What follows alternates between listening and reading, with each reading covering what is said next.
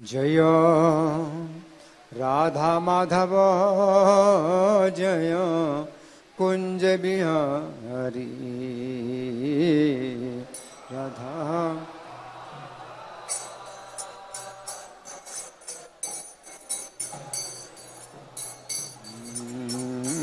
जय राधा माधव जय कुंज बिहारी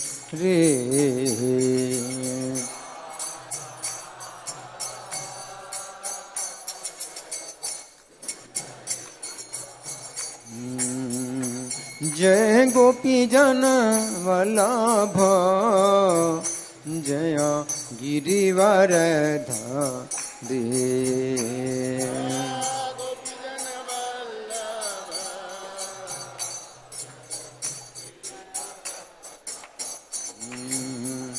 जय गोपी जन वल्लभ जय गिरिवर धारी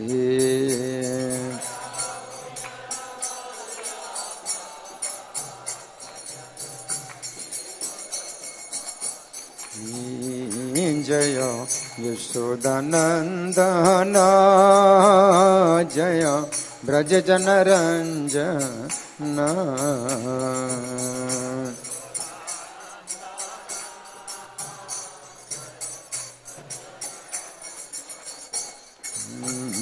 जय यशोदानंदन जय ब्रज जन रंजन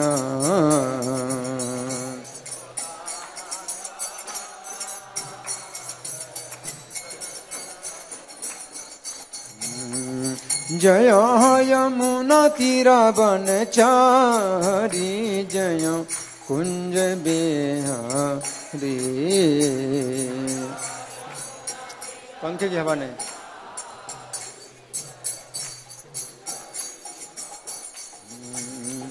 जय यमुना तीरा बनचारी जय कुंज बिहारी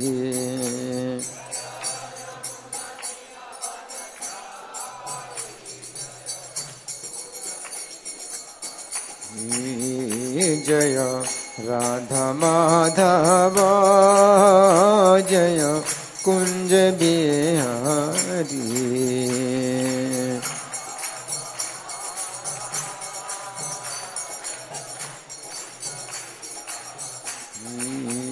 जय राधा माधव जय कुंज बिहारी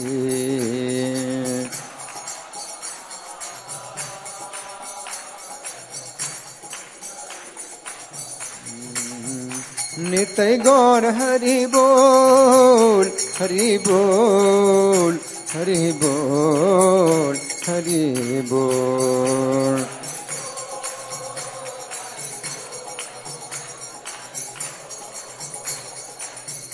जय प्रभुपदा प्रभुपदा प्रभुपदा जय प्रभुपदा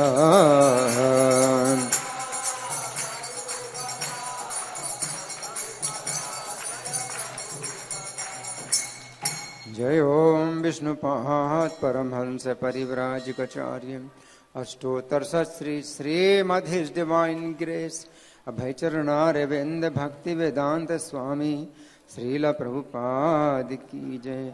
नित्य लीला प्रविष्ट इस्कॉन फाउंडर आचार्य saviour of the whole world Srila Prabhupada की जय। नामाचार्य हरिदास ठाकुर की जय। प्रेम से कहो श्री कृष्ण चैतन्य प्रभु नित्यानंदा श्री अद्वैत गदाधर श्रीवासादि गौर भक्त वृंद की जय। श्री श्री राधा पार्थ सारथी ललिता विशाखा गोप गोपिका श्याम कुंड राधा कुंड गिरि गोवर्धन की जय। श्री श्री गौनिताय की जय। श्री श्री सीताराम लक्ष्मण हनुमान की जय। श्री श्री प्रहलाद नृसिंह देव की जय। समवेत वेद भक्त वृंद की जय, अनंत कोटि वैष्णव वृंद की जय, इस्कॉन वर्तमानाचार्य वृंद की जय, गौर Premanandi. All glories to assembled devotees, all glories to assembled devotees, all glories to assembled devotees, all glories to Sri Guru and Gauranga. Om Namo Bhagavate Vasudevaya.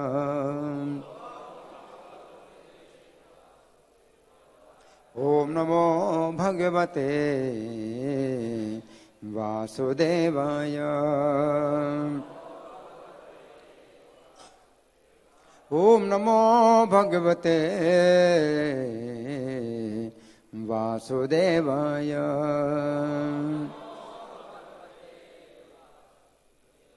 ग्रंथराज Shrimad Bhagavatam चतुर्थ स्कंद अध्याय 27 श्लोक संख्या 2। अध्याय का नाम है राजा पुरंजन की नगरी पर चंड वेग का धावा। मेरे पीछे बोलिए। सराजा मयसीम राजन सुस्नातां रुचिराननां कृतस्वस्तेनां तृप्तां अभ्यनन्दन् उपागतां। स राजा मयसीं राजन् सुस्नातां रुचिराननां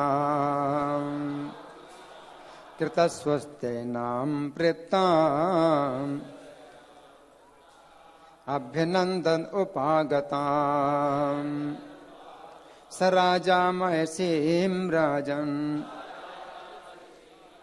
सुस्नातां रुचिराननां कृतस्वस्तेनां तृप्तां अभ्यनन्दन् उपागतां। बोलिए महाराज।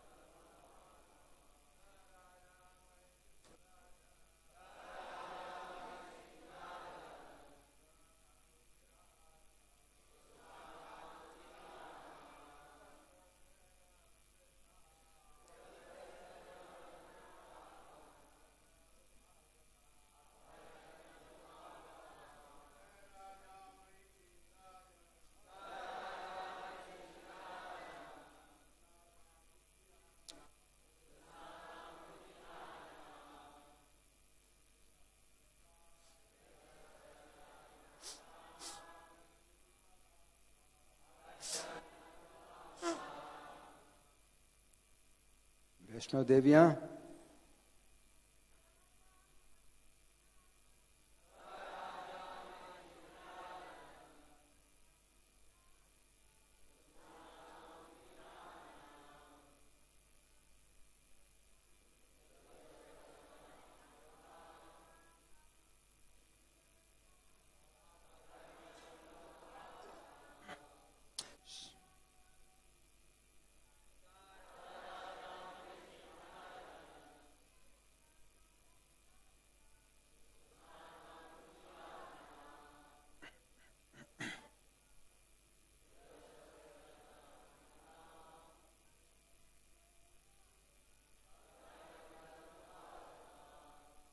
शब्दार्थ बोलिए। सह उस राजा ने महिषीम रानी को राजन हे राजा सुस्नाताम अच्छी तरह नहाई हुई रुचिर आननाम आकर्षक मुख वाली कृत स्वस्ति अयनाम शुभ वस्त्रों तथा आभूषणों से सुसज्जित तृप्ताम तृप्त अभ्यनंदत स्वागत किया उपागताम पास जाकर। अनुवाद मेरे पीछे बोलिए। रानी ने स्नान किया और शुभ वस्त्रों तथा आभूषणों से अपने को सुसज्जित किया। भोजन करने तथा परम संतुष्ट होने के बाद वह राजा के पास आई। उस अत्यंत सुसज्जित तथा आकर्षक मुख वाली को देखकर राजा ने उसका तन्मय होकर अभिनंदन किया। तो तात्पर्य पढ़ने से पहले श्लोक के शब्दों को समझेंगे। बिल्कुल सरल हैं, श्लोक के शब्द बिल्कुल सरल हैं। स राजा, सा का मतलब वह, तो वह का मतलब जिसकी चर्चा चल रही है, काफी समय से जिस राजा की चर्चा चल रही है वो राजा, स राजा है ना। कौन सा राजा है? पुरंजन, राजा पुरंजन। स राजा महिषीम, महिषी माने पत्नी को। राजन, हे राजन। एक दूसरे राजा को सुनाई जा रही कथा। यहाँ राजन का मतलब हे राजन, यानी संबोधन किया जा रहा है एक राजा को जिसको राजा की कथा सुनाई जा रही है। एक राजा को ही एक राजा की कहानी सुनाई जा रही है, क्योंकि राजा की कहानी को आसानी से समझ सकता है। तो राजन है ना। तो नारद जी सुना रहे हैं, किस राजा को सुना रहे हैं कहानी? प्राचीन बरही, राजा प्राचीन बरही को कहानी सुना रहे हैं। और किस राजा की? राजा पुरंजन की कहानी सुना रहे हैं। राजन सुस्नाताम, महिषीम के साथ में सुस्नाताम शब्द ये विशेषण है। सुस्नाताम, सु का मतलब है अच्छी प्रकार से, स्नाताम का मतलब स्नान किए हुए। तो पत्नी उसके पास आई है, कैसे आई है? अच्छी प्रकार से स्नान करके आई है। राजा ने देखा है कि पत्नी आई है उसके पास में, सुस्नाताम, अच्छी प्रकार से स्नान करके आई है। रुचिराननाम, आनना, आनन का मतलब मुख, आनना माने मुख वाली, और रुचिर का मतलब है रोचक, जिसका आकर्षक मुख हो। तो जिसका आकर्षक मुख है, स्नान करके आई है, आकर्षक मुख है वाली है। और फिर कृत स्वस्थ नाम, स्वस्थयन अच्छी प्रकार से करके आई है, सिंदूर वगैरह है वो लगा करके। और प्रभुपाद जी लिखते हैं कि वस्त्र और आभूषणों से स्वस्थ नाम, मतलब जो मंगल चिन्ह है वो अपने शरीर में धारण करके आई है। सौभाग्य सूचक जो चिन्ह है वो अपने शरीर में धारण करके आई है। वस्त्र है, आभूषण है, अच्छे वस्त्र आभूषण धारण करके आई है। फिर तृप्ताम, तृप्ताम का मतलब है तृप्त, संतुष्ट होकर के आई है। किसी प्रकार की जो है उसे शिकायत नहीं है, अपने पति से तृप्त है वो। और यहाँ प्रभुपाद लिखते हैं कि भोजन से तृप्त होकर के। तो भोजन, भोजन, वस्त्र, आभूषण सब कुछ उसे प्राप्त हो चुके हैं। तृप्ताम अभ्यनंदत, तो राजा ने अभिनंदन किया, अभिनंदन किया, स्वागत किया। उपागताम, उपागताम माने निकट आई है, तो निकट आई है ना। तो ऐसा लगता है कि जैसे ये कुछ दूसरे प्रकार का जो है यहाँ दृश्य मालूम पड़ रहा है कि कोई जो है पति है, अपनी पत्नी जब निकट आती है तो स्वागत करता है। लेकिन यहाँ पर जो रूपक है, इस कथा में जो रूपक है वो किसका है? राजा पुरंजन कौन है? जीवात्मा है ना। और जो उसकी पत्नी है वो बुद्धि है, और वो बुद्धि जो है स्नान किए हुए है और सुंदर मुख वाली है। तो इसके कुछ अलग ही अर्थ होते हैं। तो वो बुद्धि ना, तो बुद्धि के बिना मनुष्य का जीवन नहीं होता है। बाकी जितने भी योनियां हैं 84 लाख योनियों में, उनमें जो है वो बुद्धि नहीं है जो मनुष्य के पास बुद्धि मिली है।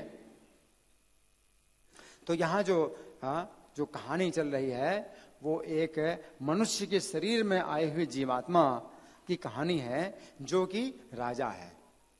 तो मनुष्य के शरीर में ही जीव जो है राजा का पद प्राप्त करता है। दूसरे योनियों में वो राजा नहीं होता। उसके बाद ये सब ऐश्वर्य सुविधाएं नहीं होती हैं, मनुष्य के जीवन में होती हैं।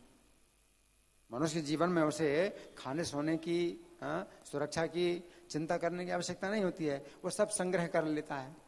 ये पशु पक्षियों के शरीर में खाने सोने सुरक्षा की हमेशा चिंता रहती है कि उनके पास संग्रह नहीं होता, वो पहले से सोचते नहीं कि आगे आवश्यकता पड़ेगी। तो मनुष्य का शरीर जो है राजा का शरीर है, और जो जीव है वो मनुष्य के शरीर में राजा है ना। तो यहाँ बताया जा रहा है कि अभ्यनंदत राजा ने अपनी पत्नी का स्वागत किया, उपागताम, जो निकट उसकी आयु है। अब हम सुनेंगे प्रभुपाद तात्पर्य में क्या लिखते हैं। शीला प्रभुपाद की जय। स्त्री सामान्यतः अच्छे वस्त्र धारण करती है और सुंदर आभूषण पहनती है। कभी कभी वह बालों में फूल भी धारण करती है। स्त्रियां प्रायः अपने को संध्या समय सुसज्जित करती हैं, क्योंकि उसी समय उनके पति काम से घर वापस आते हैं। ये तो स्त्री का कर्तव्य है कि जब उसका पति काम से वापस आए तो वो अपने आप को सुंदर ढंग से सजाए, जिससे उसका पति उसे देखकर आकृष्ट हो और संतुष्ट रहे। तो ये प्रभुपाद जो सिद्धांत बता रहे हैं, तो हमें ये सिद्धांत शिक्षाष्टकम में भी प्राप्त होता है।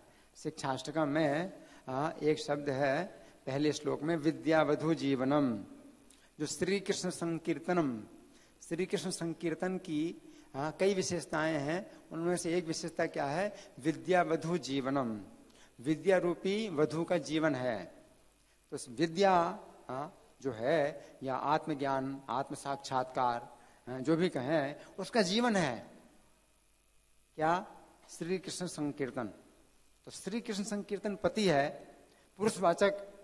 श्री चैतन्य ने श्री कृष्ण संकीर्तन को पुरुषवाचक बनाया है, और जो आत्मज्ञान है उसको विद्या, आत्मविद्या, तो वो वधु बनाया है, यानी पत्नी बनाया है।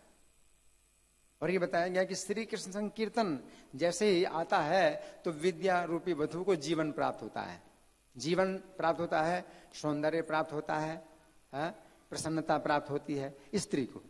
तो पत्नी जो है, जब पति नहीं है उसके साथ में, पति जो है दूर है, तो पत्नी को ना तो अच्छा श्रृंगार करना चाहिए, ना भोजन अच्छा करना चाहिए, ना हंसना और मजाक करना चाहिए। एक आदर्श पत्नी के लिए ये शिष्टाचार है कि अगर पति नहीं है उसका, तो वो जो है इधर उधर अपने घर से बाहर दूसरे घरों में मिलने जुलने के लिए ना जाए, अच्छे वस्त्र ना पहने, अच्छा श्रृंगार बिल्कुल ना करे, अच्छा खाना पीना भी नहीं होना चाहिए, हंसना मजाक करना नहीं होना चाहिए, कुछ नहीं होना चाहिए।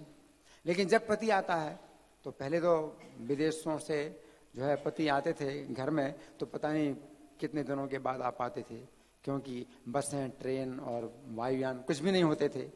तो पैदल ही जाना होता था, पैदल ही यात्रा, और फिर कितने दिनों के बाद वापस आएंगे कुछ भी पता नहीं। और मोबाइल फोन भी नहीं था कि अचानक तुरंत ही कुछ समाचार मिल जाएगी कहाँ पर हैं, तो कुछ समाचार नहीं। तो बहुत दिनों के बाद जब पति आए घर में, तो पत्नी जो है उस समय अपना श्रृंगार करती है और जो है प्रसन्न होती है। तो उसका श्रृंगार पति के लिए होता है और किसी के लिए नहीं होता है।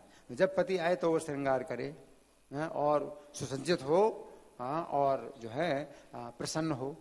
तो उसकी प्रसन्नता पति के लिए होती है, उसका जो है जो श्रृंगार है, वस्त्र आभूषण सब कुछ पति के लिए होता है। तो यहाँ प्रभुपाद लिखते हैं कि ये स्त्री का कर्तव्य है कि जब उसका पति काम से वापस आए तो वो अपने आप को सुंदर ढंग से सजाए, जिससे उसका पति उसे देखकर आकृष्ट हो और संतुष्ट रहे। दूसरे शब्दों में स्त्री समस्त सद्बुद्धि को प्रेरणा देती है।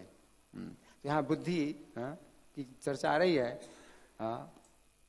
वास्तव में पुरंजनी, जो राजा पुरंजन की पत्नी है, वो बुद्धि है ना। तो शरीर में तो एक ही जीवात्मा है, वो राजा पुरंजन है ना। तो यहाँ प्रभुपाद बताते हैं कि पत्नी भी, जो आदर्श पत्नी है, वो क्या करती है कि स्त्री समस्त सद्बुद्धि को प्रेरणा देती है। अपनी पत्नी को सुसज्जित देखकर मनुष्य अपने परिवार के विषय में गंभीरता से विचार कर सकता है। तो उसकी जो बुद्धि है वो स्वस्थ हो जाती है और समस्याएं सुलझा सकती है। पत्नी जब सजी हुई होती है तो उसकी पति की जो बुद्धि है वो स्वस्थ हो जाती है और अपने परिवार की समस्याओं पर विचार कर सकता है, और नहीं तो उलझन में वो पड़ा रहेगा। अगर पत्नी सजी हुई नहीं है और प्रसन्न नहीं है और उसके दिमाग में कुछ तनाव भरा हुआ है, कुछ शिकायतें हैं, तो वो उस पति का जो है जो बुद्धि है, वो दिमाग है, वो और ज्यादा उलझन में पड़ जाएगा, और ज्यादा। तो पहले से उलझन में था ही, बहुत सी उलझनों को लेकर के आए घर में है, और पत्नी जो है कुछ शिकायत करने लगती है, कुछ और मांगे करने लगती है, ये सामान चाहिए, वो सामान चाहिए, तो वो पति की जो चिंताएं और बढ़ जाती हैं। तो यहाँ पर बताया गया है, प्रभुपाद बता रहे हैं, जब मनुष्य पारिवारिक मामलों में अत्यधिक उलझता है तो वह पारिवारिक कार्यों को ठीक से नहीं कर पाता, अतः स्त्री को प्रेरणाप्रद समझा जाता है उसे पति की बुद्धि को सुचारू रखना चाहिए, जिससे दोनों मिलकर पारिवारिक मामलों को ठीक से चला सकें। तो पत्नी को चाहिए कि पति जब जो है स्वस्थ स्थिति में होता है, तब वो जो है अपने घर की कुछ समस्याएं बता सकती है, और इस तरह से बता सकती है कि दोनों मिलकर के सुलझा सकें। तो ये नहीं कि और जो है वो गुस्सा करे पति के ऊपर और जो है शिकायत न करे और उलझन को बढ़ाए, तो ये नहीं है। तो यहाँ प्रभुपाद का तात्पर्य समाप्त हुआ। प्रभुपाद तात्पर्य में लिखते हैं कि पत्नी को चाहिए, स्त्री को प्रेरणाप्रद समझा जाता है कि और उसे पति की बुद्धि को सुचारू रखना चाहिए, जिससे दोनों मिलकर पारिवारिक मामलों को ठीक से चला सकें, है ना। तो यहाँ प्रभुपाद का तात्पर्य समाप्त हुआ। अब हम विचार करेंगे इस श्लोक के शब्दों में। तो श्लोक के शब्द क्या हैं? राजा महिषीम। तो पहला शब्द है महिषीम, कि राजा है तो राजा की रानी भी है, पत्नी भी है ना। तो राजा जब होता है तो उसका घर भी होता है, महल भी होता है, और पत्नी भी होती है। तो ये राजा का जो है विशेष अंग है। राज्य है, मंत्री हैं, तो ये सब जो है राजा के विशेष अंग होते हैं। तो इनके बिना राजा का जो है पूर्ण नहीं माना जाता है ना। तो यहाँ बताया गया है राजमहिषीम, और फिर बताया गया है सुस्नाताम, अच्छी प्रकार से स्नान उसने किया है। तो पत्नी ने स्नान किया है। स्नान आप लोग जानते हैं, स्नान करते हैं तो शरीर की बदबू दूर होती है, शरीर में बदबू ही बदबू है। स्नान ना करे तो शरीर में बदबू ही बदबू निकलेगी, है ना। तो इसलिए स्नान करना जरूरी है। तो यहाँ पर बताया गया है कि सुस्नाताम, अच्छी प्रकार से स्नान किया है। तो स्नान करना है तो ऐसे नहीं स्नान कर लिया जैसे पानी डाल लिया, एक बाल्टी पानी डाल लिया अपने ऊपर और तुरंत जो है कपड़े बदल लिए, जैसे नहीं है। शरीर को अच्छी प्रकार से रगड़ रगड़ के स्नान करना चाहिए, ताकि जो पसीना है वो निकल जाए, और पसीने के जो छिद्र हैं, जो रोम छिद्र हैं, वो खुले, उनसे हवा अंदर जाए। शरीर के अंदर जो छिद्र हैं पसीना के कारण बंद हो जाते हैं। तो स्नान करने के बाद व्यक्ति जो है, जो कठोर तौलिए से जब उसको रगड़ता है तो शरीर के जो छिद्र हैं वो खुलते हैं, जिनसे कि हवा जाए। तो हवा भी जरूरी है कि शरीर के छिद्रों से हवा अंदर जाए। तो स्वस्थ शरीर को स्वस्थ करने का एक ये भी कारण होता है। तो स्नाताम बताया गया है। स्नाताम केवल नहीं बताया गया है, सुस्नाताम बताया गया है कि बहुत अच्छी प्रकार से उसने स्नान किया है। और फिर रुचिरान नाम बताया गया है कि सुंदर मुख वाली है। तो बुद्धि जो है अच्छी प्रकार से स्नान की हुई होना चाहिए। तो जैसे शिक्षाष्टकम में हम गान करते हैं कि स्नान, एक स्नान ये भी होता है क्या, सर्वा आत्म स्नपनम परम विजयते श्री कृष्ण संकीर्तनम। तो श्री कृष्ण संकीर्तन में अपनी बुद्धि को स्नान कराया जाए, तो बुद्धि जो है हमारी सुस्नाता हो जाएगी अच्छी प्रकार से। तो भगवान नाम का कीर्तन एक ऐसा स्नान है जो संपूर्ण आत्मा का स्नान हो जाता है इसमें। तो इसमें आत्मा का मतलब मन भी, बुद्धि भी, ये सब जो है पवित्र हो जाते हैं। तो ये जो है जरूरी है कि अपनी बुद्धि को इसमें स्नान कराया जाए। या बुद्धि का स्नान इसमें भी होता है कि आप कथा सुनते हैं, श्रीमद् भागवत सुनते हैं, है ना। तो ये भी एक बुद्धि का स्नान है कि अपनी बुद्धि को आप कृष्ण की कथाओं में लगाते हैं, कृष्ण की सेवा में लगाते हैं। सुस्नाताम। और रुचिरान नाम का मतलब है कि सुंदर मुख वाली, बुद्धि जो है सुंदर तब होती है जब हमारे मुख से अच्छे वचन निकलते हैं। गीता में भगवान ने कहा है अनुद्वेग करम वाक्यम। तो अगर बुद्धि अच्छी है, आपकी सुंदर बुद्धि है, तो आपकी वाणी जो है कैसी होगी, उद्वेग उत्पन्न नहीं होगा। आप जो शब्द बोलते हैं उससे किसी को उद्वेग उत्पन्न ना हो। अनुद्वेग करम वाक्यम सत्यम, और फिर सत्य भी हो। केवल इतना ही नहीं है कि उद्वेग पैदा ना करे, लेकिन सत्य भी होना चाहिए। सत्यम, फिर इतना ही नहीं सत्य ही हो, इतना ही नहीं, बल्कि प्रिय हो। सत्यम प्रिय, प्रिय हो। इतना ही भी नहीं कि सत्य हो प्रिय हो, बल्कि हितम चयत, हितकारी भी हो। स्वाध्याय अभ्यसनम चय, और स्वाध्याय का अभ्यास। तो शास्त्रों के जो उदाहरण है वो देते हुए जब आपकी वाणी होती है, शास्त्रों के अनुसार होती है, तो वो बुद्धि जो है सुंदर कहलाती है। रुचिरान नाम। और फिर तृप्ताम, इसमें बताया कृत्य स्वस्थ नाम। कृत्य स्वस्थ नाम का मतलब है कि इसको जो है अलंकृत किया जाए, हमारी बुद्धि को अलंकृत किया जाए। किसके द्वारा? मंगलमय चिन्हों के द्वारा, शुभ चिन्हों के द्वारा अलंकृत किया जाए हमारी बुद्धि को। तो शुभ चिन्हों के द्वारा अलंकृत करने का मतलब यही है कि श्रीमद् भागवत और जो वैदिक साहित्य हैं, तो उनके जो सिद्धांत हैं वो हमारी बुद्धि को अलंकृत करें, तो वो जो है बुद्धि हमारी अलंकृत होती है। जब हम जो वैष्णव सिद्धांत हैं, शास्त्रों के सिद्धांत हैं, तो उनके द्वारा बुद्धि को हम अलंकृत करते हैं। और तृप्ताम, तृप्ताम का मतलब तृप्त है, बुद्धि तृप्त हो। तो जब आप सुनते हैं, कथा सुनते हैं, तो आपकी बुद्धि तृप्त हो जाती है। नहीं तो बुद्धि तृप्त नहीं होती। आपके अंदर बहुत सी जिज्ञासाएं होती हैं, अतृप्त है बुद्धि। आपकी बुद्धि में कई प्रकार की जिज्ञासाएं अतृप्त हैं। लेकिन जब आप श्रवण करते हैं, सेवा करते हैं, प्रश्न करते हैं,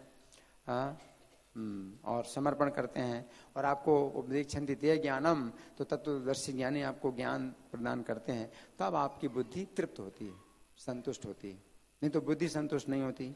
आपने ठीक से प्रश्न नहीं पूछा, आपके मन के संशय बने रहे, तो वो बुद्धि जो है असंतुष्ट है। तो बुद्धि को संतुष्ट करना है तो संशय अपने दूर करना है, प्रश्न के द्वारा, प्रणाम के द्वारा, सेवा के द्वारा।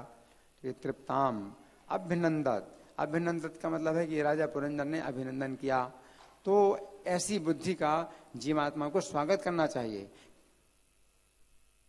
ऐसी बुद्धि का जीवात्मा को स्वागत करना चाहिए। क्यों? क्योंकि अब ये बुद्धि जो है जीवात्मा को सही रास्ता दिखलाएगी, तो स्वागत करना चाहिए, है ना।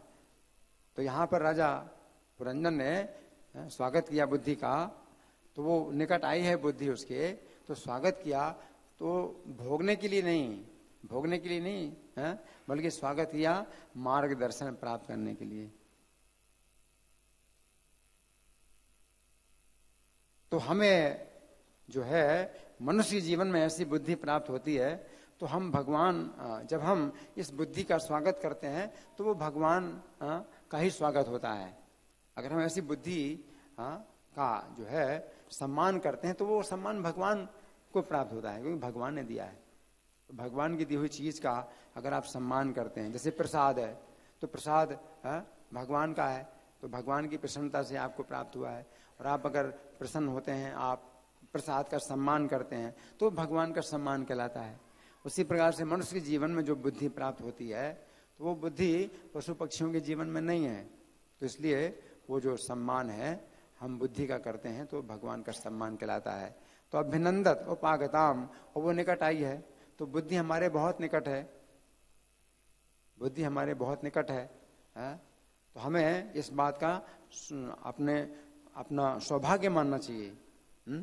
इस बात पर जो है हमें अपना सौभाग्य मानना चाहिए कि ये बुद्धि जो है हमारे पास है, जो कि और दूसरे योनियों में नहीं है। 84 लाख योनियों में कितने जीवात्माएं हैं, उनके पास वो बुद्धि नहीं है।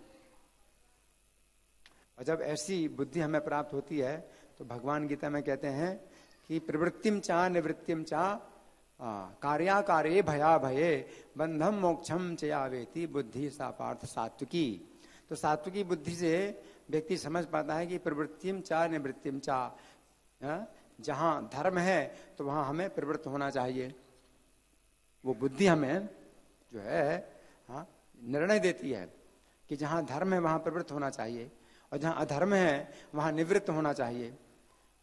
कार्य अकार्य, तो कार्य और अकार्य में हमें निर्णय देती है कि ये क्या करना है और क्या नहीं करना है। बुद्धि निर्णय देती है कार्य अकार्य, भया भय, और कहाँ भय है वास्तविक और कहाँ भय नहीं है, तो वो बुद्धि हमें निर्णय देती है। जहां भय नहीं दिखाई दे रहा है वहां भय है, हमारी बुद्धि बताती है कि यहां पर भय है, क्योंकि भविष्य में जो है जहां आगे दुष्परिणाम प्राप्त होने वाला है तो बुद्धि बताती है आगे कि यहां भय है। जहां भय नहीं दिखाई पड़ रहा है वहां भय है, और जहां भय दिखाई पड़ रहा है वहां भय नहीं है, तो बुद्धि निर्णय देती है। कार्य कार्य भया भय बंधम मोक्षम चयावेति, और वो बुद्धि जो है हमें बताती है यहाँ बंधन है, तो यहाँ से भागो, दूर हटो। और जहाँ बंधन नहीं है, मुक्ति है, बंधन से छुटकारा है, तो यहाँ चलो, इस रास्ते में चलो जहाँ बंधन से छुटकारा है। तो बुद्धि जो है हमें वो मार्ग दिखलाती है। तो यहाँ पर बताया यह है कि राजा ने जो है ऐसी बुद्धि का अभिनंदन किया। उपागताम का मतलब यह भी है कि वो निकट आई है बुद्धि, तो उसका प्रयोग करो, अपनी उस बुद्धि का प्रयोग करो, क्योंकि भगवान ने आपको बुद्धि दी है तो उसका प्रयोग करने के लिए दी है। ये नहीं कि बुद्धि का फिर प्रयोग ना किया जाए, है ना। उपागताम का मतलब ये है ना। तो दूसरे अध्याय का जो 54वां श्लोक है, इसमें अर्जुन पूछते हैं स्थित प्रज्ञ से का भाषा, जिसकी बुद्धि स्थिर है तो उसके क्या लक्षण है। स्थित प्रज्ञ से का भाषा समाधिस्थ से के सब, स्थिति किम प्रभास है, जिसकी बुद्धि स्थिर है वो कैसे बोलता है, किम आसीद है, कैसे बैठता है, कैसे चलता है ना।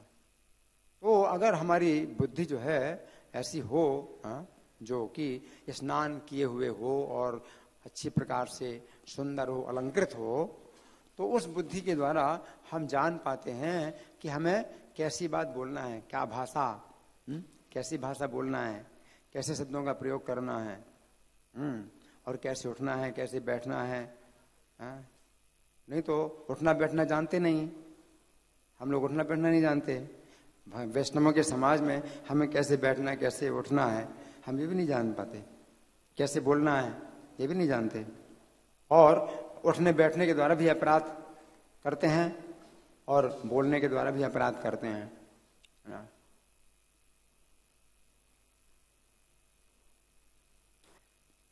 तो भगवान बताते हैं इस श्लोक संख्या 55 में, प्रजहाति यदा कामान सर्वान पार्थ मनोगतान, कि जिसकी बुद्धि स्थिर है तो उसका पहला लक्षण क्या है, प्रजहाति यदा कामान, वो सब कामनाओं का त्याग कर देता है जो मन में आती हैं। मनोगतान आत्मन्येव आत्मना तुष्टा स्थित प्रज्ञ तदोच्यते, तो वो अपने आप में ही संतुष्ट है, अपने द्वारा ही संतुष्ट है कि भगवान ने जो दिया है उसमें संतुष्ट है। और मन में जो कामनाएं आती हैं ये मन की कामनाएं हैं, इनका कोई अर्थ नहीं है।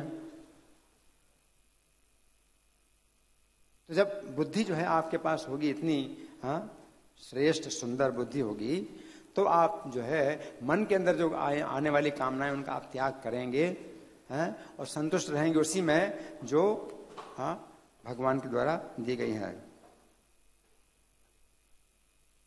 इस श्लोक संख्या 39 में भी भगवान कहते हैं, बुद्धिया युक्त या पार्थ कर्म बंधम प्रहाससी। अभी मैं तुम्हें ऐसी बुद्धि बताऊंगा योग के संबंध में, बुद्धि योगे तमाम सुणु। तो योग के संबंध में तुम्हें ऐसी बुद्धि बताऊंगा जिस बुद्धि के द्वारा बुद्धिया युक्तो ये या पार्थ है, जिस बुद्धि से युक्त होकर के तुम कर्म बंधम प्रयाससी, कर्म के बंधन को काट सकोगे। तो ये बुद्धि जो है हमारी चाकू का काम करती है, कि आपके हाथ में अगर चाकू है तो आपको बांधा जाता है तो आप चाकू से काट सकते हैं अपने बंधन। तो ये बुद्धि जो है, जो बुद्धि है अच्छी बुद्धि, बढ़िया बुद्धि है, वो तेज चाकू की तरह है। और जो बुद्धि अच्छी नहीं है तो वो क्या है, खुंदा चाकू की तरह है। क्या बोलते हैं उसको, जिसकी धार अच्छी नहीं है, क्या बोलते हैं? है? जो भी हो, खुंडा चाकू, तो उसमें जो है धार नहीं है, तो आप करते रहोगे, रगड़ते रहोगे, वो कटेगा नहीं, बंधन नहीं कटेगा, है ना। तो बुद्धिया युक्तो या पार्थ कर्म बंधम प्रयाससी। तो भगवान बताते हैं कि वो बुद्धि ऐसी है। विनाश काले विपरीत बुद्धि, विनाश काल जब आता है तो बुद्धि विपरीत होती है। तो देवता लोग जो है किसी व्यक्ति का विनाश करते हैं तो अपने हथियार के द्वारा किसी का विनाश नहीं करते, उसकी बुद्धि हरण कर लेते हैं, तो उसका विनाश हो जाता है। विनाश काले विपरीत बुद्धि, है ना। और व्यवसायत्मिका बुद्धि रेके है कुरुनंदन, 41वां श्लोक है, जिसमें भगवान कहते हैं कि जो व्यवसाय आत्मिका बुद्धि है, निश्चयात्मिका बुद्धि है, जहां कृष्ण भावनामृत में एक निश्चय हो, ऐसी जो बुद्धि है वो एक ही होती है, एक ही है कुरुनंदन है। और बहुशाखा है नंता से बुद्धि व्यवसाय नाम, और जिनका निश्चित नहीं है कृष्ण भावनामृत में, तो उनकी फिर बहुत शाखाओं वाली अनंत बुद्धियां होती हैं, अनंत बुद्धियां होती हैं। तो एक बुद्धि है जिसके द्वारा आप कृष्ण भावनामृत में आगे बढ़ते हैं, है ना। तो एक बुद्धि जो है अपनी पत्नी वो है ना, तो वो जो है कृष्ण भावनामृत में हमें आगे बढ़ाती है। लेकिन बहुत सी स्त्रियां जब व्यक्ति करता है, बहुत सी स्त्रियां करता है, तो बहुत शाखाओं में अनंत बुद्धियां होती हैं, तो वो एक निश्चय होगा ही नहीं। बहुत शाखा, जैसे वृक्ष की बहुत सी शाखाएं होती हैं, तो सब जगह शाखाएं फैली है, हर दिशा में शाखा फैली है, तो उसकी बुद्धि जो है हर दिशा में जाती है। तो मुझे उसका एक लक्ष्य होता नहीं, कितने लक्ष्य हैं, तो इस प्रकार से उसकी बुद्धि भ्रमित रहती है, उसकी कई बुद्धियां हो जाती हैं, है ना। तो वो दुर्गति होती है इसमें। भोगेश्वरे प्रसक्ता नाम तया प्रहृत चेतसाम व्यवसायत्मिका बुद्धि समाधो न विधीयते। तो व्यवसायत्मिका बुद्धि कभी नहीं प्राप्त होगी आपको। समाधो यानी कृष्ण भावनामृत के प्रति जो है, जो निश्चयात्मिका बुद्धि है, वो आपको कभी नहीं प्राप्त होगी अगर आप भोग ऐश्वर्य में आ सकते हैं, तो नहीं आएगी।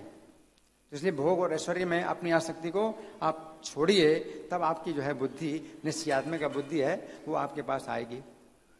राजा पुरंजन के पास आई और राजा पुरंजन ने स्वागत किया, है ना। तो भोग ऐश्वर्य का त्याग करके जब कोई व्यक्ति जो है चाहता है कृष्ण भावनामृत में आगे बढ़ने के लिए, तो उसको वो बुद्धि उसके निकट आती है। उपागताम, इस श्लोक में आया उपागताम। 49वां श्लोक है दूसरे अध्याय का। दूरेण हिवरम कर्म बुद्धि योगा धनंजय बुद्धो शरणम अन्विच्छय कृपणा फल हेतवा। तो भगवान क्या कहते हैं कि बुद्धि की शरण में जाओ। दूरेण हिवरम कर्म बुद्धि योगा धनंजय, बुद्धि का जो योग है, बुद्धि से अपना जो संबंध है, योग है, तो उसकी तुलना में ये जो सकाम कर्म है, ये बहुत दूर से ही नीचे हैं। बहुत दूर से नीचे मतलब बहुत नीचे हैं, बहुत तुच्छ हैं। दूरेण हिवरम कर्म बुद्धि योगा धनंजय बुद्धो शरणम अन्विच्छय, तो बुद्धि की शरण में जाओ, भगवान कहते हैं ना। 50वां श्लोक है दूसरे अध्याय का। बुद्धि युक्तो जहाती है उभे सुकृत दुष्कृते। जो बुद्धि से युक्त होता है तो वो दोनों को त्याग देता है, इस जीवन में दोनों को त्याग देता है। जब इस जीवन को छोड़ के जाता है, जब शरीर को छोड़ के जाता है, तो जो सुकृत और दुष्कृत दोनों ही छोड़ करके जाता है, कुछ भी अपने साथ लेकर नहीं जाता। अगर बुद्धि अपने साथ है तो आप बाकी सब चीजें छोड़ सकते हैं, नहीं तो आपके सुकृत दुष्कृत आपके साथ जाएंगे, वो अकेले नहीं रहेंगे, क्योंकि हम आपके साथ चलेंगे। आपके सुकृत दुष्कृत जो कर्म है, दुष्कर्म और सत्कर्म जितने हैं आपके साथ चलेंगे, वो आपको छोड़ के नहीं जाएंगे, आपको नहीं छोड़ सकते। लेकिन आप छोड़ सकते हैं अगर आप बुद्धि को पकड़े हैं। बुद्धि युक्त तो जहाती है वो भे सुकृत दुष्कृते। तो भगवान बुद्धि की चर्चा कर रहे हैं। 51वां श्लोक है दूसरे अध्याय का। कर्मजम बुद्धि योक्ता ही फलम त्यक्त्वा मनीषिण। तो कर्मजम बुद्धि योक्ता ही, फिर बताए बुद्धि युक्त है जो बुद्धि के साथ व्यक्ति होता है। कर्मजम बुद्धि युक्त ही फलम त्यक्त्वा मनीषिण। तो कर्म से उत्पन्न जितने भी फल हैं, जितने भी फल हैं, कैसे फल हैं, जो पुण्य के फल हैं या पाप के फल हैं, जैसे भी फल हैं, त्याग करके व्यक्ति क्या करता है, जन्म बंध विनिर्मुक्ता पदम गच्छन्ति नामयम। जन्म के बंधन से छूट करके अनामय पद, जहां किसी प्रकार का रोग नहीं है या किसी प्रकार का आमय नहीं है, यानी व्याधि नहीं है, आदि नहीं है, बीमारी नहीं है, वहां जाता है व्यक्ति, उस पद में जाता है जहां किसी प्रकार की बीमारी नहीं है। और वो सबसे बड़ी बीमारी भवरोग, जन्म मरण की बीमारी। तो ये स्थान जो है बीमारी का है। कोई व्यक्ति आता है तो यहाँ बीमारी पकड़ लेती है उसको। वो कौन सी बीमारी है? जन्म मृत्यु की बीमारी है। तो आत्मा का तो जन्म मरण होता ही नहीं है, तो ये बीमारी है। जो व्यक्ति आता है बीमारी के स्थान में, तो बीमारी उसको पकड़ लेती है। लेकिन वो व्यक्ति जो है अगर बुद्धि से युक्त है, बुद्धि से जुड़ा हुआ है, तो शरीर को छोड़ करके वो अपनी बुद्धि को लेके जाएगा अपने साथ, और बाकी जितने कर्म के फल हैं वो सब छोड़ करके जाएगा। लोग कहते हैं सोचो क्या साथ जाएगा, सोचो क्या साथ जाएगा। सब कुछ साथ जाएगा। आप में जितने भी कर्म के जीवन भर में, वो हजारों करोड़ों जन्मों तक आपको जो है वो फल भोगने पड़ेंगे इस भौतिक संसार में। क्या क्या साथ में नहीं जाता, और आप उसको छोड़ नहीं सकते, है ना। लेकिन छोड़ सकते हैं आप, अगर आप जो है बुद्धि से युक्त हैं, तो वो बुद्धि की है जो मनुष्य को ही प्राप्त होती है और दूसरी योनियों में नहीं प्राप्त होती है। कर्मजम बुद्धि युक्ता ही फलम त्यक्त्वा मनीषिणः जन्म बंध विनिर्मुक्ता पदम गच्छन्ति नामयम्। तो अनामय निरामय स्थान में, जहाँ कोई रोग नहीं है, जन्म मरण का रोग नहीं है, तो आप वहाँ रहते हैं। सच्चित आनंद जो जीवन है, तो उसमें आप जो है जाते हैं, उस स्थान में जाते हैं। दूसरे अध्याय का 52वां श्लोक है, यदाते मोहे कलिलम बुद्धिर व्यतितरेषति। जब तुम्हारी बुद्धि जो है पार कर जाएगी मोह रूपी दलदल को, कीचड़, मोह का जो कीचड़ है जिसमें फंसी है तुम्हारी बुद्धि, जब निकल जाएगी, पार हो जाएगी, तथा गंता से निर्वेदम श्रोता व्यस्य श्रोता से, तब तुमको विरक्ति प्राप्त होगी, निर्वेद प्राप्त होगा। जो सुनने लायक है और सुना गया है, ऐसा जो निर्वेद है वो आपको प्राप्त होगा, वो ऐसा ज्ञान प्राप्त होगा। इस तरह से भगवान बताते हैं। 53वां श्लोक है, श्रुति विप्रतिपन्नाते यदा स्थास्थित निश्चला। तो वैदिक भाषा के द्वारा जो बुद्धि तुम्हारी विचलित हुई है, जो कर्म कांड की भाषा है वेदों की, उसके द्वारा तुम्हारी बुद्धि विचलित हुई है, यदा स्थास्थित निश्चला, तो वहां से जो है आपकी बुद्धि विचलित ना हो करके स्थिर हो जाए कृष्ण भावनामृत में। यदा स्थास्थित निश्चला समाधा में चला बुद्धि तदा योगम अवाप्स्यसि। तो समाधि में अचल हो जाए, कृष्ण भावनामृत में अचल हो जाए, तब तुमको योग प्राप्त होगा, यानी कृष्ण के साथ संबंध प्राप्त होगा। तो इस तरह की बात है। 56वें श्लोक में भगवान कहते हैं, जो जिसके पास बुद्धि स्थिर है तो वो कैसा होता है, दुखी सुनिर्विघ्न मना। दुख में उसका जो मन है वो उद्विग्न होता ही नहीं है। बुद्धि स्थिर होने के कारण उसका मन भी स्थिर हो जाता है। तो दुखेषु अनुद्विग्न मना, तो मन भी उद्विग्न नहीं होता है दुखों में। सुखेषु विगत स्पृहा, और सुखों में उसकी स्पृहा नहीं होती है कि ये सुख मिलना चाहिए मुझे। वीद राग भय क्रोधा स्थिर धीर मुनिरुच्यते। तो राग भय क्रोध से रहित है तो वो स्थिर बुद्धि कहलाती है। यहाँ सर्वत्र अनभिस्नेहा 57वां श्लोक है, जहां सर्वत्र वो अब स्नेह रहित होता है। उसका स्नेह, विशेष स्नेह किसी के प्रति नहीं है। उसका जो है अपना जन्म के आधार पर, जाति के आधार पर कोई स्नेह नहीं होता है। यहाँ सर्वत्र स्नेह तत्त प्राप्त शुभा शुभम नाभिनंदति ना द्वेष्टि तस्य प्रज्ञा प्रतिष्ठिता। तो उसकी बुद्धि जो है फिर अभिनंदन नहीं करती। तो राजा पुरंजन बुद्धि का अभिनंदन कर रहे हैं, लेकिन जब बुद्धि प्राप्त हो जाती है तो इस भौतिक संसार में फिर वो किसी का अभिनंदन नहीं करता, क्योंकि बुद्धि ही एक ऐसी चीज है जो मिलनी चाहिए, उसको मिल गई, उसने अभिनंदन किया। तो बुद्धि का अभिनंदन किया है, सम्मान किया है, तो इस भौतिक संसार में कोई भी चीज अब उसके लिए अभिनंदन करने लायक नहीं है, स्वागत करने लायक नहीं है। 58वां श्लोक है, यदा संघर्ते चायम कुर्मोंगानीव सर्वसहा इंद्रियाणि इंद्रियार्थे व्यस्तस्य प्रज्ञा प्रतिष्ठिता। उसकी बुद्धि स्थिर है, उसके पास जो है वो कृष्ण भावना भावित बुद्धि है, जो इंद्रियों के विषयों से उसी प्रकार समेट लेता है जैसे कछुआ अपने अंगों को जब संकट काल में समेट लेता है। कछुए के 5 अंग हैं, 1 सिर है और 4 पैर हैं, और हमारी भी 5 ज्ञानेंद्रियां हैं, इसलिए कछुए से भगवान तुलना दे रहे हैं। तो हमारी भी 5 इंद्रियां हैं, इनको हम समेट सकते हैं। तो अगर बुद्धि स्थिर हो जाए तो बुद्धि के द्वारा हम इंद्रियों को समेट सकते हैं, नहीं तो ये इंद्रियां अपने बस में नहीं होती। वैसे ही इंद्रियाणि इंद्रियार्थेभ्यः तस्य प्रज्ञा प्रतिष्ठिता तानि सर्वाणि संयम में युक्त आसीत मत्परः वसे ही यस्य इंद्रियाणि तस्य प्रज्ञा प्रतिष्ठिता। तो उसकी बुद्धि स्थिर है जिसकी इंद्रियां बस में है। तो इंद्रियों को बस में करना है, इंद्रियां बस में भी होती हैं स्थिर बुद्धि के द्वारा, लेकिन इंद्रियों को बस में भी हमें करना होता है, तभी हमारी बुद्धि स्थिर होगी। बुद्धि नाशात् प्रणश्यति, भगवान की बुद्धि अगर नष्ट होगी तो आप भी नष्ट हो गए। आत्मा तो कभी नष्ट नहीं होती, लेकिन नष्ट होने का मतलब यहां पर क्या है कि आप ऐसे बहुत संसार में आप खो जाते हैं, डूब जाते हैं संसार समुद्र में, तो एक प्रकार का नष्ट होना ही है। अगर कोई चीज जो है समुद्र में गिरी और वो डूब गई, अब मिलने वाले तो है नहीं, अब तो उसका पता ही नहीं चलेगा कि कहाँ समुद्र में चलेगी। उसी प्रकार समुद्र में डूब गए हम, तो यद्यपि नष्ट नहीं होते हैं जीवात्मा, लेकिन एक प्रकार से वो नष्ट होना ही है कि अब बिल्कुल लापता हो गए कि कितने कितने जन्म के बाद कहीं मनुष्य का जीवन प्राप्त होगा। तो वो भी एक प्रकार का नष्ट होना है। बुद्धि नाशात् प्रणश्यति, अगर बुद्धि नष्ट हो गई तो हम भी नष्ट हो गए, भगवान बता रहे हैं। प्रसादे सर्व दुखा नाम भानि रसोपजायते प्रसन्न चेतसो ह्यासु बुद्धि पर्यवतिष्ठते।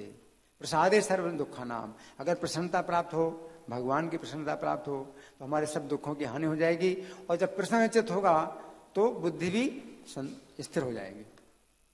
तो बुद्धि स्थिर करने के लिए हमें भगवान को प्रसन्न करना है, ये भी है। नास्ति बुद्धि अयुक्तस्य, ये 66वां श्लोक है। नास्ति बुद्धि अयुक्तस्य, जो युक्त नहीं है यानी कृष्ण की सेवा में नहीं जुड़ा हुआ है, तो उसके पास बुद्धि नहीं होती है। न चाहे युक्त से भावना, तो फिर भावना भी नहीं आएगी, कृष्ण भावना भी नहीं आएगी, और न चाह भावयतः शांतिर, और कृष्ण भावना के बिना शांति नहीं आएगी। अशांत से कुतः सुखम, तो अशांत व्यक्ति को सुख कैसे मिल सकता है। और इंद्रियाणाम ही चरताम यन मनोनुविधीयते, बुद्धि जो है कैसे हरण होती है, भगवान बताते हैं इंद्रियां जो है विषयों में विचरण कर रही हैं, तो जिस इंद्रिय के साथ, जिस एक इंद्रिय के साथ मन रहता है, तो 5 इंद्रियां अपने अपने विषयों में जा रही हैं, लेकिन मन जो है 5 में से किसी एक इंद्रिय के साथ रहता है, तो जिस इंद्रिय के साथ रहता है वही इंद्रिय उसकी बुद्धि का हरण कर लेती है। तदस्य हरति प्रज्ञाम वायुर्नावम वामभसी तस्मादस्य महाबाहो निगृहीतानि सर्वसा इंद्रियाणि इंद्रियार्थेभ्यः तस्य प्रज्ञा प्रतिष्ठिता। इसलिए जिस व्यक्ति ने जो है इंद्रियों के विषयों से बस में कर लिया है अपनी इंद्रियों को, उसकी बुद्धि प्रतिष्ठिता है, यानी स्थिर बुद्धि है। और समबुद्धि विशिष्ट से, बुद्धि जो है अगर समान हो, किसमें, सुहृन् मित्रार्युदासीन है। ये 6वें अध्याय का 9वां श्लोक है। सुहृन् मित्रार्युदासीन मध्यस्थ द्वेष बंधुषु, कि इस भौतिक संसार में अनेक प्रकार के संबंध हैं हमारे, कोई हमारे सुहृद होते हैं, कोई मित्र होते हैं, कोई शत्रु होते हैं, कोई उदासीन होते हैं। तो इस प्रकार से अनेक संबंध है, लेकिन समबुद्धि विशिष्ट, बुद्धि हमारी समान हो प्रत्येक व्यक्ति। व्यवहार की बात नहीं है, व्यवहार में तो अलग अलग है, शत्रु के साथ मित्र के साथ एक जैसा व्यवहार नहीं होता, लेकिन बुद्धि जो है समान हो, समबुद्धि विशिष्टते, तो वो बुद्धि विशिष्ट है। और बुद्धि के द्वारा ही हमें सुख प्राप्त होता है, जो आध्यात्मिक सुख है बुद्धि के द्वारा प्राप्त होता है। सुखम आत्यंतिकम यत्तद् बुद्धि ग्राह्यम अतीन्द्रियम, वो अतीन्द्रिय सुख है, जो कृष्ण भावनावृत्ति से जो प्राप्त होता है सुख है, जो रस प्राप्त होता है, तो वो अतीन्द्रिय है, हमारी इंद्रियों के द्वारा नहीं प्राप्त होता है। तद्बुद्धि ग्राह्यम, तद्बुद्धि यानी शुद्ध बुद्धि के द्वारा वो ग्राह्य है, वो प्राप्त होता है। सुखम आत्यंतिकम यत्तद बुद्धि ग्राह्यम अतीन्द्रियम वेत्ति यत्र न चैवायम स्थित चलते तत्वतः। तो उसमें स्थित होकर के वो तत्व से विचलित नहीं होता है। तो ये बुद्धि की चर्चा है। तो भागवत के चौथी स्कंद के 26वें अध्याय के 15वें श्लोक के तात्पर्य में प्रभुपाद ने एक बात लिखी है, तो उस पर आधारित आज का पूरा जो मेरा प्रवचन है उस पर आधारित है। इसमें प्रभुपाद ने एक बात जो बताई है उसको आप समझेंगे।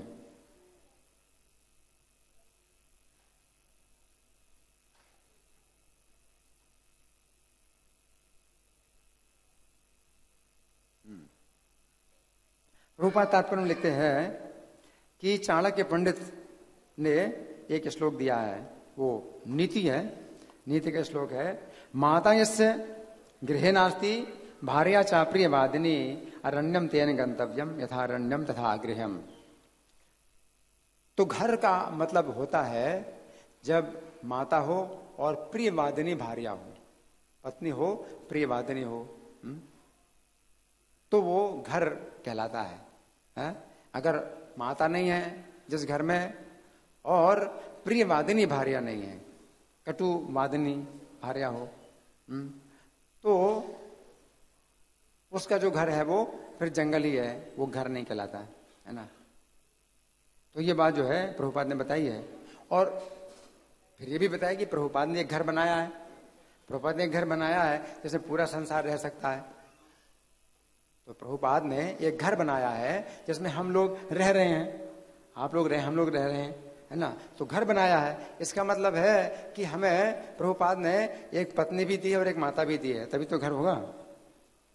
ये जरूरी है कि एक प्रिय वादिनी पत्नी हो और माता हो। तो प्रभुपाद ने बताया कि भक्ति माता है, तो प्रभुपाद ने माता भी दी हमको। प्रभुपाद लिख रहे हैं वास्तविक माता भगवत भक्ति है और असली पत्नी वो है जो भक्ति के कार्यों में अपने पति की सहायता करती है ना।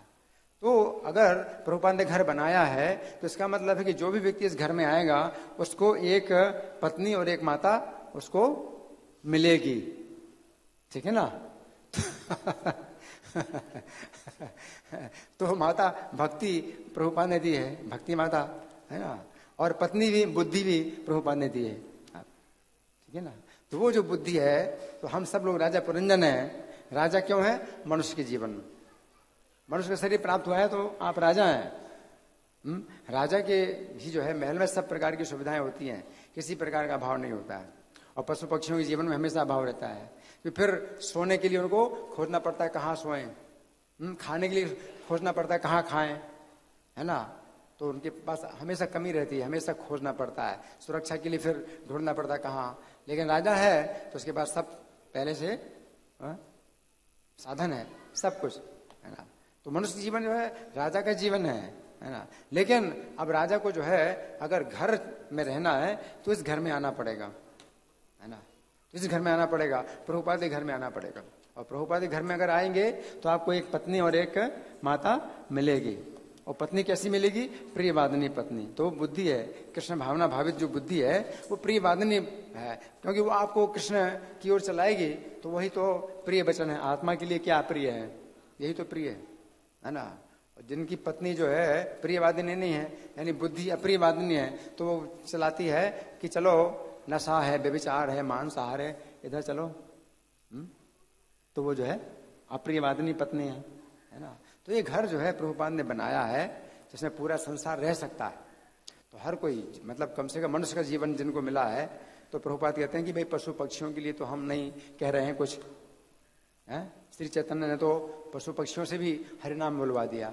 तो प्रभुपाद कहते हैं कि हम इतने तो नहीं हैं कि पशु पक्षियों को भी जो है इस घर में बुला लें। लेकिन हाँ, मनुष्य जीवन में जो है जितने भी लोग हैं तो उनके लिए मैंने घर बनाया है, कोई आ सकता है इस घर में। लेकिन अगर चाहे तो, अगर नहीं चाहता है तो अलग बात। अगर आप चाहते हैं तो आप जो है इसमें आ सकते हैं, और नहीं तो ये संसार जंगल है ही है। ये भौतिक संसार तो जंगल है ही है, घर थोड़ी है। आप घर में रहते हैं लेकिन वास्तव में वो घर नहीं है, जंगल है। क्योंकि आपकी बुद्धि जो पत्नी है वो हमेशा कलह मचाती है कि चलो व्यभिचार, मांसाहार, जुआ, नशा, ये वो सब उल्टे सीधे काम में लगाती है। तो वो जो है जंगल ही है, आप जंगल में, आप घर में नहीं रहते। अगर घर में रहना है तो प्रभुपाद के नियमों का पालन करो, 16 माला जाप करो। तो जरूरी नहीं है कि मंदिर में ही आप रहें।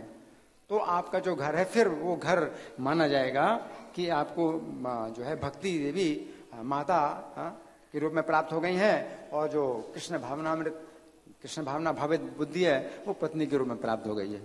इस प्रकार से आप जो है असली घर में है, ठीक है ना। तो इस प्रकार से हमने कुछ चर्चा की आज के श्लोक में। तो अभी हमारे पास समय है, तो आप लोगों की ओर से कोई प्रश्न है, कोई चर्चा है, या मैं प्रश्न करूं। आज का जो विषय है वो बहुत रोचक है। इसमें हमें आप लोगों के साथ में कुछ और भी विचार करना है और चर्चा करना है। तो मैं प्रश्न करूं, आपका प्रश्न। हैंड माइक है, चालू कर दो, फिर बंद नहीं करना।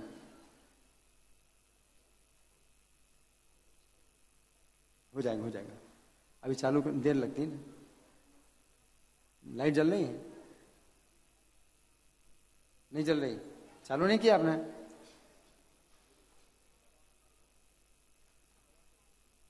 अब चालू हुआ है, थोड़ा टाइम लगेगा।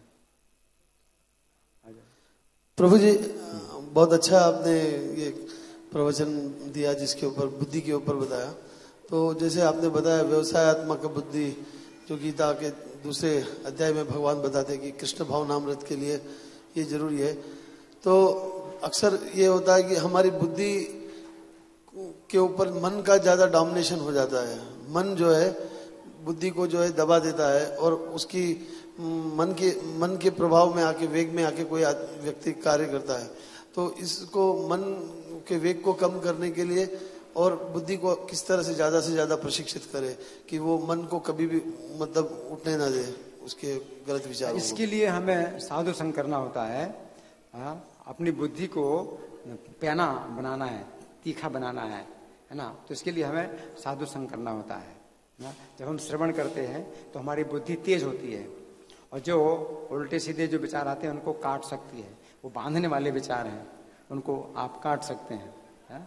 तो बुद्धिया योग या पार्थ कर्म बंधम प्रयाससी। उस बुद्धि से जो है आप कर्म के बंधन को काट सकते हैं। और नहीं तो फिर रजोगुण में बुद्धि है, आपकी बुद्धि रजोगुणी में है, तो कैसी होती है वो? भगवान बताते हैं या धर्मम अधर्मम चा कार्यम चा कार्यम एव चा यथावत प्रजानाति बुद्धि सा पार्थ राजसी। जिस बुद्धि के द्वारा आप धर्म और अधर्म में अंतर ही नहीं कर पाते, आपको धर्म का और अधर्म का कुछ पता ही नहीं चल रहा है। कार्याचा कार्य और क्या करना चाहिए क्या नहीं करना चाहिए, इसमें आपको अंतर ही नहीं पता चल रहा है। भया भय, कहाँ भय है और कहाँ निर्भयता है, उसका ही पता नहीं चल रहा है। तो बुद्धि रजोगुणी है। और तमोगुणी बुद्धि भगवान बताते हैं उल्टी होती है। अधर्मम धर्ममिति या मन्यते तम सावृता। अधर्म को ही धर्म मानती है। सर्वार्थान विपरीतांचा, जितने भी अर्थ है सब विपरीत। वो बुद्धि सा पार्थ तामसी, वो तमोगुणी बुद्धि है। तो हमें जो कृष्ण भावना भावित बुद्धि है वो हमें अगर प्राप्त करनी है तो भक्तों के संग में तो संतिचा रमंतिचा तेषाम सतत युक्ता नाम भजताम प्रीति पूर्वकम ददामि बुद्धि योगम तम ये न माम उपयांदिते। तो अगर भक्तों के साथ में हम प्रीति पूर्वक व्यवहार करते हैं, प्रीतिपूर्वक व्यवहार करते हैं, मतलब कुछ देना, कुछ लेना, कुछ बताना, कुछ पूछना, है ना, उपहार देना, उपहार लेना, इस प्रकार से प्रीतिपूर्वक व्यवहार करते हैं भक्तों के साथ में, तो ददामि बुद्धि योगम तम, तो मैं उनको बुद्धि योग प्रदान करता हूँ। ये न माम उपयांति, जिसके द्वारा वो मेरे पास आएंगे। तो बुद्धि का योग भगवान आपको देंगे, जिसके द्वारा आप भगवान के निकट आएंगे। तो आपको दिखाई पड़ेगा कि ये रास्ता भगवान की तरफ जा रहा है और ये रास्ता माया की तरफ जा रहा है ना। तो गीता के जो है 4 श्लोक जो सबसे सार हैं, गीता के सार हैं, उनमें से ये 11वां श्लोक, 10वां श्लोक है, तेषाम सतत युक्तानाम भजताम प्रीतिपूर्वकम। 8वां, 9वां, 10वां, 11वां, ये गीता सार 4 श्लोक गीता सार कहलाते हैं, है ना। तो 9वां श्लोक है मच्चित्ता मद्गत प्राणा बोधयन्तः परस्परम। तो मुझ में चित्त लगाए हुए, मुझ में प्राणों को अर्पित किए हुए, बोधयन्तः परस्परम, तो एक दूसरे को बोध प्रदान करते हैं। कथयन्तश्च माम नित्यम, और मेरे बारे में चर्चा करते हैं। तुष्यन्ति च रवन्ति च, संतुष्ट होते हैं और इसमें आनंद प्राप्त करते हैं। तो ये सबसे बड़ा रहस्य है गीता का, और भगवान बुद्धि योग प्रदान करेंगे, ठीक है ना। और कोई? हाँ जी। हरे कृष्ण प्रभु जी, इसमें रानी के लिए जो विशेषण यूज हुआ है उपागताम, रानी के लिए जो लास्ट में विशेषण यूज हुआ है उपागताम, तो इसने भगवान कृष्ण को तो याद नहीं किया है राजा ने, लेकिन अपनी जो गलती है उसका एहसास किया है। तो ये भगवान को याद करेगा तो बुद्धि आएगी, लेकिन ये बुद्धि क्यों आ रही है इसके पास? उपागताम का मतलब है कि वो आई है। तो यहाँ पर हमें सामान्य रूप से भी इस बात को समझना है कि उपागताम का मतलब है कि आप अगर मनुष्य जीवन में आए हैं, क्योंकि जीव जब सबसे पहले वैकुंठ जगत से गिरता है तो वो मनुष्य शरीर ही प्राप्त करता है। प्रभुपाद कहते हैं पहले ब्रह्मा का शरीर प्राप्त करता है। जो भी हो, 84 लाख योनियों में 4 लाख मनुष्यों की हैं, उनमें एक ब्रह्मा जी भी हैं। तो मनुष्य के अंदर ही अगर ऐसे देखा जाए वर्गीकरण, तो कोई ब्रह्मा बने या कोई भी बने, तो ऐसी स्थिति में उसको बुद्धि प्राप्त होती है। तो भगवान ने बुद्धि दी है, फिर बुद्धि का दुरुपयोग करे कोई व्यक्ति, तो फिर वो जो है और नीचे जाता है। यहाँ उपागताम का मतलब है कि वो बुद्धि आपके पास आई है, लेकिन आप उसका अभिनंदन करिए, आप उसका स्वागत करिए। अगर आप स्वागत करते हैं उसका और उसका उपयोग करते हैं तो आप भगवान के निकट जाते हैं।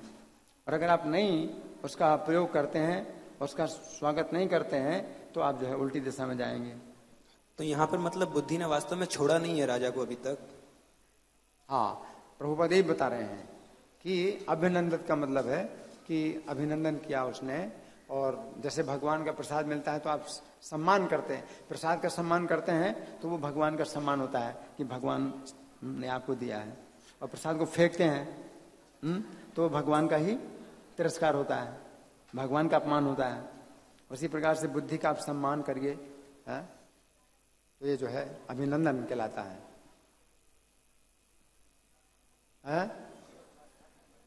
बुद्धि का निवास स्थान कहाँ है, कौन बताएगा? इनका प्रश्न है, बुद्धि का निवास स्थान कहाँ है? देखिए, मन, बुद्धि, चित्त, अहंकार, ये 4 अंतःकरण कहलाते हैं। 4 हैं अंतःकरण। करण का मतलब इंद्रियां, है ना। तो एक तो बाह्यकरण है, बाहरी इंद्रियां हैं, ज्ञानेंद्रियां बाहरी हैं, है ना। और 4 अंदर की इंद्रियां हैं, अंतःकरण अंदर है ना। तो हृदय स्थान ही माना जाता है। मन, बुद्धि, चित्त, अहंकार, चारों का स्थान हृदय माना जाता है, ठीक है। और कोई? हाँ जी, इनको माइक दो, जल्दी पहुंचाओ, एक हाथ से दूसरे हाथ।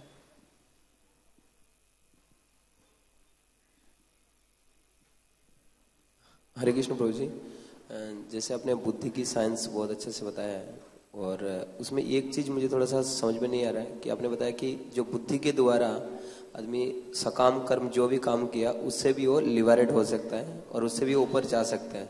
तो कैसे बुद्धि को अप्लाई करके और मैं जो मेरे जो पास्ट जो भी मतलब क्रिया है, जो कर्म फल है, उससे मैं कैसे बाहर जा सकता हूँ? कैसे मुक्त हो सकता है बुद्धि के द्वारा? कैसे मुक्त हो सकता है? बुद्धि युक्त तो जहाँ आती है, भगवान कहते हैं कि बुद्धि युक्त, जो बुद्धि से युक्त है, बुद्धि युक्त तो जहाँ आती है उबे सुकृत दुष्कृते, तो दोनों सुकृत और दुष्कृत दोनों ही वो त्याग देता है। तो वो कैसे त्याग देता है? क्योंकि वो भोगना नहीं चाहता।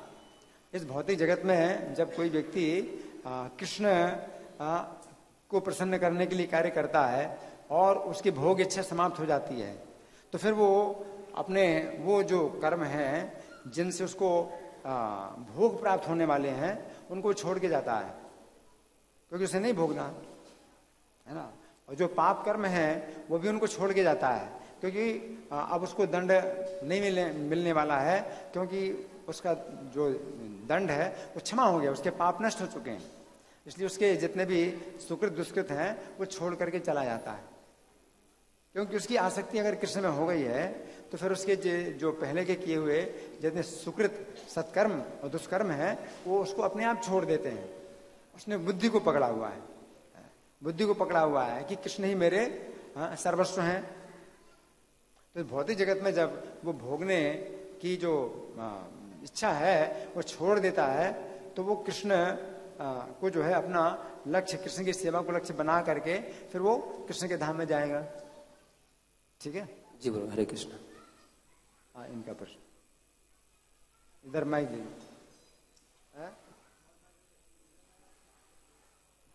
इनका प्रश्न है कि मन अगर हृदय में है तो यहाँ पर क्या है? यहाँ पर क्या है, कौन बताएगा? यहाँ पर क्या है? यहाँ पर मस्तिष्क है, ये मस्तिष्क है, मस्तिष्क के तंतु ये बताए गए। मस्तिष्क मनुष्य के जीवन में जो है मस्तिष्क के जो तंतु हैं वो सूक्ष्म होते हैं, उनको हमें पुष्ट करना चाहिए। तो मस्तिष्क के जो तंतु हैं ये हमें पुष्ट करना होता है ना। तो इनके द्वारा हम ज्ञान प्राप्त करते हैं, हम समझ पाते हैं। यहाँ पर मस्तिष्क है, दिमाग भी बोलते हैं, दिमाग है, मस्तिष्क है, ये है यहाँ पर। लेकिन समझना है आपको बुद्धि के द्वारा, निर्णय लेना आपको बुद्धि के द्वारा। विश्लेषण तो करता है ये मस्तिष्क आपका, है ना, उसको बुद्धि का ही कार्य कहा जाता है। बुद्धि विश्लेषण करती है, लेकिन निर्णय बुद्धि लेती है। ठीक है ना। मस्तिष्क एक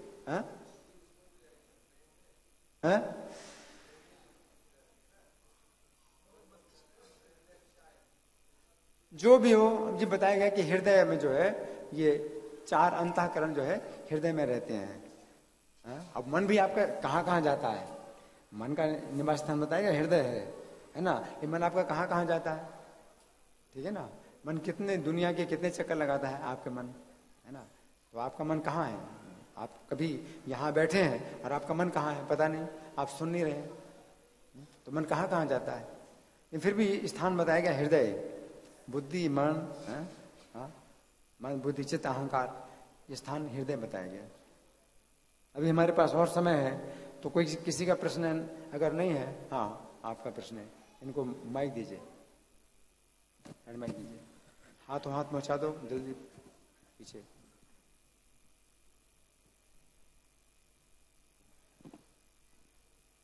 प्रभु जी, मन और चित्त में क्या अंतर है? मन और चित्त में क्या अंतर है, कौन बताएगा? मन में और चित्त में क्या अंतर है? मन का जो कार्य है ये 3 कार्य बताए गए हैं। क्या है? Thinking, feeling, willing. मन क्या करता है? एक तो चिंतन करता है, और फीलिंग का मतलब अनुभव करता है, और विलिंग का मतलब इच्छा करता है। आपका जो मन है वो किसी भी घटना को जब देखता है तो विचार करता है, सोचता है, कोई सुख, अगर इसमें कुछ सुख मिलता है सोचता है। फिर फीलिंग, फीलिंग का मतलब है कि पहले उसने इस घटना में कुछ सुख भोगा था तो वो फील करता है, सोचता है। और विलिंग फिर इच्छा करता है।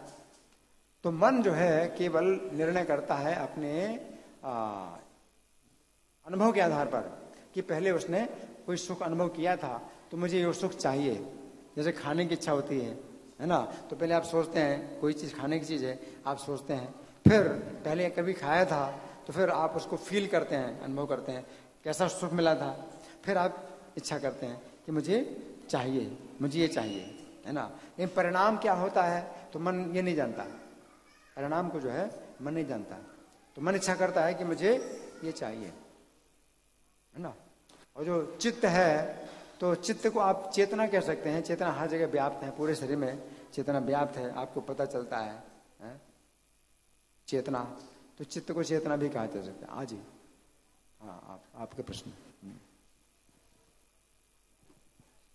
हरे कृष्णा प्रभु जी। सूक्ष्म शरीर जो बताया गया है प्रभु जी, मन, बुद्धि और अहंकार का बताया गया है। तो कहते हैं कि जब आत्मा से ये खत्म हो जाते हैं तब भगवान के धाम व्यक्ति जाता है, तो हाँ, बुद्धि भी उसमें खत्म हो जाती है। ये खत्म नहीं होते हैं बल्कि शुद्ध होते हैं। उसको हम कभी कहते हैं कि खत्म हो गए, मन बुद्धि चित्त अहंकार इनको खत्म करना है। तो ये तो मायावादी लोग हैं, वो कहते हैं कि खत्म करना है, मन को खत्म करना है, बुद्धि को खत्म करना है। हाँ? लेकिन हम लोग बोलते हैं कि इनको शुद्ध करना है। इसमें जो भौतिक प्रकृति का आवरण पड़ा हुआ है उसको हटाना है ना। तो मन बुद्धि चित्त अहंकार जो है ये हमारे साथ रहते हैं। हमें इसका जो भौतिक प्रकृति का आवरण है वो हटाना होता है। तो ये जो है सब कुछ हमारे साथ रहते हैं। ठीक है, और कोई? हरे कृष्णा गुरु जी। एक सेकंड। हाँ, जो गलत है, हाँ, गलत निर्णय देती है रजोगुण में, तमोगुण में उल्टी निर्णय देती है। रजोगुण में निश्चित नहीं अनिश्चित रहती है, बुद्धि कोई निश्चित नहीं कर पाती है कि क्या करना है। रजोगुण तमोगुण, तो तमोगुण का आवरण है और रजोगुण का आवरण है, ये हटाना है। ये तीन गुणों के जो आवरण है इनको हटाना है। तो इस तरह से हमें बुद्धि को शुद्ध करना होता है। आपका प्रश्न? हरे कृष्णा गुरु जी। आत्मा का अस्तित्व चेतना के कारण है और मन के कार्य जैसे आपने बताया थिंकिंग फीलिंग विलिंग है, तो चेतना के कार्य क्या है प्रभु जी? आत्मा का अस्तित्व चेतना के कारण नहीं है, बल्कि चेतना आत्मा का लक्षण है। चेतना आत्मा का लक्षण है। जैसे कि सूर्य, तो आप अभी दरवाजे से बाहर देख रहे हैं, आपको प्रकाश दिखाई दे रहा है ना। इससे आप कह सकते हैं कि आकाश में सूर्य है। अब सूर्य नहीं दिखाई पड़ रहा है, लेकिन आप दरवाजे से बाहर देख रहे हैं प्रकाश है, इसका मतलब सूर्य है। तो ये जो प्रकाश है ये सूर्य का एक लक्षण है। उसी प्रकार से शरीर के अंदर आत्मा नहीं दिखाई पड़ रही, लेकिन चेतना है शरीर में, इसका मतलब आत्मा है। हालांकि आत्मा भी हृदय के अंदर ही है, आत्मा का स्थान भी हृदय ही है ना। ये पूरे शरीर में उसने अपनी चेतना को फैलाया हुआ है। जैसे कि सूर्य एक स्थान में होते हुए प्रकाश सब जगह फैला रहा है ना। तो आपका प्रश्न क्या है? चेतना का कार्य क्या है? चेतना का कार्य तो चेतना का कार्य है कि जब जैसे शरीर में चेतना है, तो जब कुछ लगता है, चुभता है, तो आपको लगता है दर्द हो रहा है ना, तो ये चेतना ही है। चेतना की पहचान होती है इससे कि ये शरीर में आत्मा एक स्थान में रहते हुए भी चेतना पूरे शरीर में फैली हुई है। तो कभी हम कहते हैं भाई आत्मा ये न सर्वमिदं ततम, कि आत्मा पूरे शरीर में फैला हुआ है। भगवान कहते हैं अविनाशी तो तद्विद्धि ये न सर्वमिदं ततम। अविनाशी उसको जानो जिसके द्वारा पूरा शरीर व्याप्त है। तो आत्मा के द्वारा पूरा शरीर व्याप्त नहीं है। आत्मा तो कितना छोटा है, बाल की नोक के 10,000वें हिस्से के बराबर है, लेकिन उसकी चेतना पूरे शरीर में फैली हुई है। तो भगवान कहते हैं ये न सर्वमिदं ततम, जिसके द्वारा पूरा शरीर व्याप्त है ना। तो चेतना जो है आत्मा का ही एक प्रकाश है। ठीक है। हरे कृष्णा प्रभु जी। हरे कृष्णा। कहाँ पर है? इधर। हरे कृष्णा। इधर प्रभु जी। हाँ। जैसे आपने बताया था कि मतलब मन का काम है संकल्प और विकल्प। हाँ। तो संकल्प तो होता अच्छे काम के लिए संकल्प करना। हाँ। लेकिन विकल्प क्या? संकल्प विकल्प हमने बताया था थिंकिंग फीलिंग विलिंग, यानी चिंतन करना और फिर जो है अनुभव करना, फिर इच्छा करना। फिर इच्छा में ही संकल्प विकल्प होते हैं। इच्छा में ही संकल्प विकल्प होते हैं। संकल्प का मतलब मुझे चाहिए इच्छा, और विकल्प का मतलब नहीं चाहिए। तो मन ही जो है ये इस आधार पर इंद्रिय तृप्ति के आधार पर ये निर्णय देता है कि मुझे ये चाहिए ये नहीं चाहिए। ठीक है। अभी कई लोग हाथ उठा रहे हैं। अंतिम, इनका अंतिम प्रश्न, इनको माइक दीजिए। जैसे बताया था ना कि प्रद्युम्न प्रभु जी भी पूछ रहे थे इसी बात को कि जैसे अगर किसी का मन शुद्ध नहीं है, बुद्धि पूरी तरह से 100% शुद्ध नहीं है, तो क्या वो भगवत धाम प्रवेश नहीं कर सकता क्या? क्योंकि प्रभुपाद जी को एक बार ऐसे प्रश्न मायापुर में पूछा था शिष्यों ने, तो प्रभुपाद जी ने बोला था कि कि इतना 80% समथिंग आप जब शुद्ध हो गए तो तभी आप भगवान के धाम जा सकते हो। फिर बाद में सब लोग निराश हो गए कि हम इतना भी नहीं हो सकते, तो प्रभुपाद जी बोले कि नहीं, तुम कम से कम 60% हो जाओ, तुम्हारे पीछे का रास्ता मैं खुला रख रहा हूँ, बैक गेट शॉर्टकट, इससे आप आ सकते हो। तो क्या इसके अंदर क्या तथ्य है? हाँ, धन्यवाद, बहुत अच्छी बात इन्होंने याद दिलाई है। तो ये प्रभुपाद के आंदोलन में इतना जो है रियायत है, इसको रियायत बोलते हैं ना, इतनी रियायत जो है प्रभुपाद के आंदोलन में है। अगर आप प्रभुपाद के आंदोलन में हैं और प्रभुपाद से जुड़े हुए हैं तो इतनी रियायत है कि 60% भी अगर आपका शुद्धिकरण हो गया तो आप चले जाएंगे। इतनी रियायत जो है और कहीं नहीं है। धन्यवाद। ग्रंथराज श्रीमद् भागवतम की जय, श्रील प्रभुपाद की जय। अब किसी का प्रश्न है तो व्यक्तिगत रूप से मिलें, अब क्लास समाप्त हो रहा है। हरे कृष्णा। श्री राधा पार्थसारथी ललिता विशाखा गौरताई सीताराम लक्ष्मण हनुमान प्रहलाद नृसिंहदेव की जय हो।